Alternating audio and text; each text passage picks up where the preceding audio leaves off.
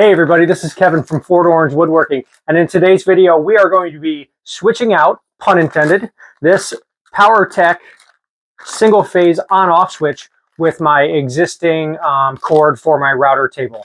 So let's see how easily this Powertec switch installs and if it is more convenient with these large on-off buds. Check it out. Okay, so here is my existing router table setup. It is an addition to my Delta T2 table saw. It's got the extra wing space here on the side, so I went ahead and installed a router table. And what you'll see is that this router table comes underneath and plugs in with this very long cord to my power strip surge protector over here. It's all well and good. However, the power switch is right around here. And if you've ever worked with a router table before, unless you already have a switch installed, you'll know that this power switch can be a little tricky to find sometimes, especially when you're working. So obviously, when you need this to go off, it means that this spinning piece of metal is still moving very, very fast. And if you want it off, you want it off now.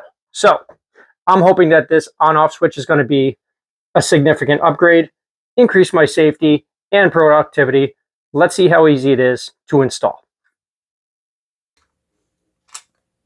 So first things first, I am not a licensed electrician. So if you are not comfortable performing basic installations yourself, make sure that you reach out to somebody who is a licensed and insured professional.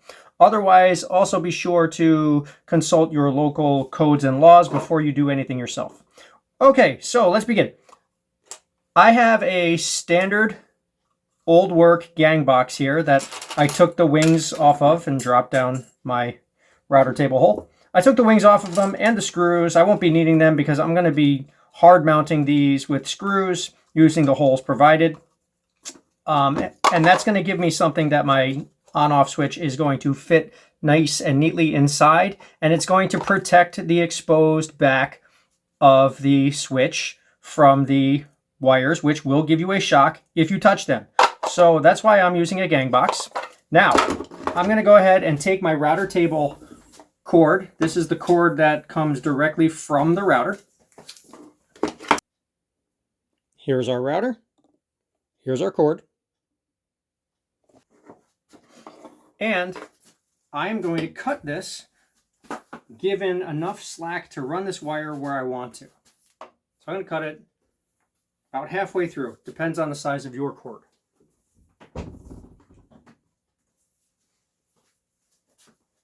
So I've got my linesman pliers here. I've got my wire cutters. This is not plugged in. Very important that this is not plugged in while we're working on it. Clip that cord.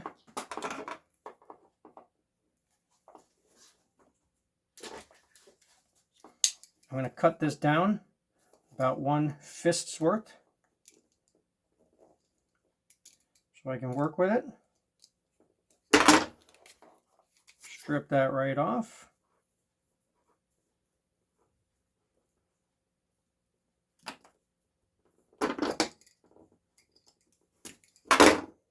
And what I am left with is 1 black and 1 white wire.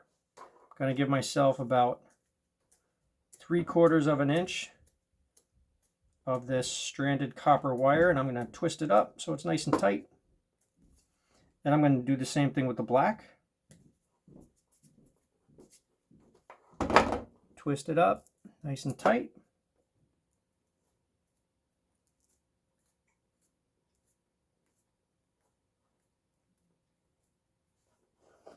Okay. So we have got our power cord. That is going to be our line side.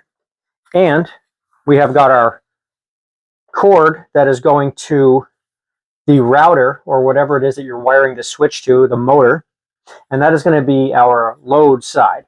So I'm going to start with the power cord, the load side, excuse me, the line side. Power cord, line side. And I'm going to take my switch. It is labeled here. Here's my load side. Here's my line side. Here's my top. Here's my bottom. you can't mix these up. They'll only fit one way. So if it's going like this, it'll only fit start, top, stop, bottom, in case you get lost along the way. So I've got my top right here. And what I'm going to do is I'm going to take my white wire, my neutral, and I'm going to hook that in under this terminal. Make some room for it.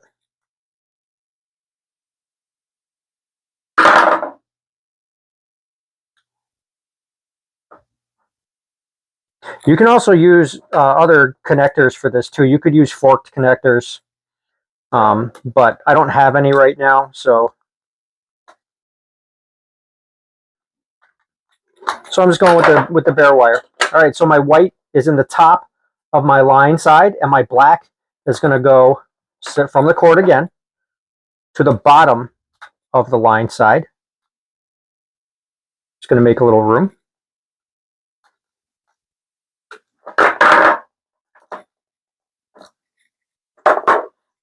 Keep my bundle nice and tight. This is going to be my hot wire.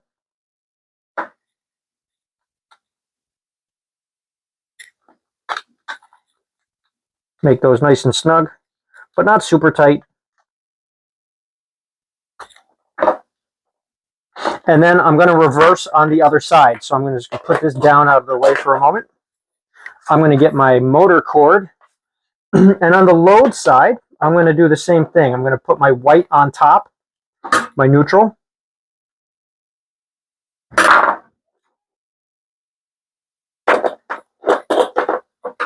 Just going to tighten that up.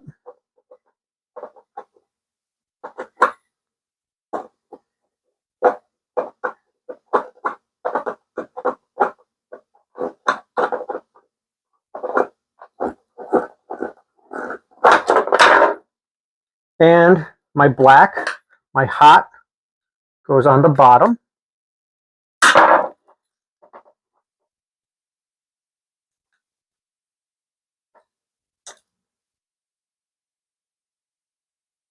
Just like that.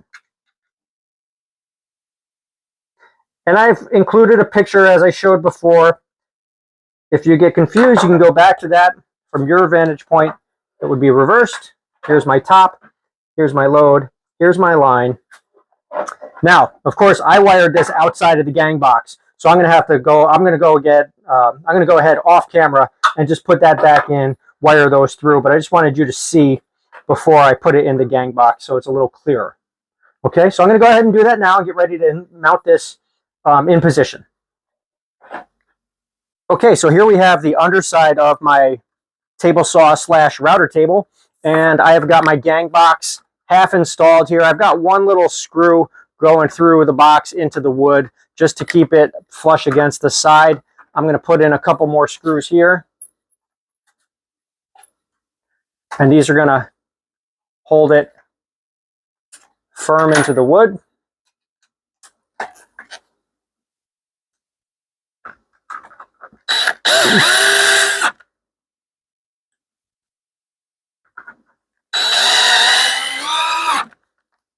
And then I'm going to take my top plate with my buttons, line that all up, fish that into the gang box holes, and install these screws. And actually, I can drill these in.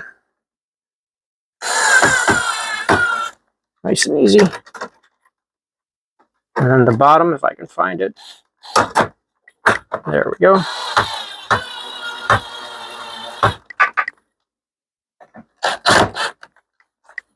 And I'll just tighten that up by hand at the end so I don't strip these or crack the plastic.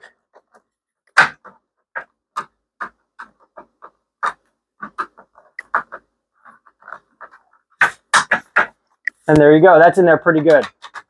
Make sure that this is in the off position before I give it the moment of truth here. Tuck this cord out of the way. I'll probably zip tie this up later. And then take my power cord, plug it in through my surge protector, turn the router on. Okay, and then make sure this is off. My surge protector is on. Turn my router on. And then our moment of truth. Here we go. Oop, let's try this again. Stop. Router on.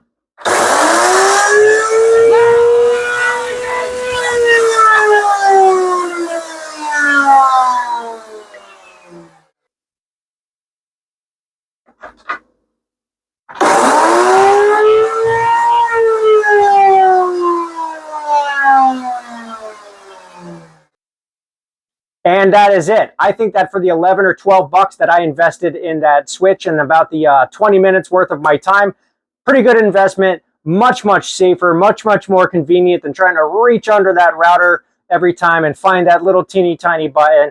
I'm really happy with this purchase. I think I'm probably going to invest in some more of these paddle switches for some various tools along the way. Hope you enjoyed the video. If you did, please remember to like and subscribe. As our subscriber count climbs, I'm hoping to do some giveaways and some fun prizes and things like that. So please remember to subscribe, share if you can, and I will see you next time in the shop. Thanks, everyone. Take care.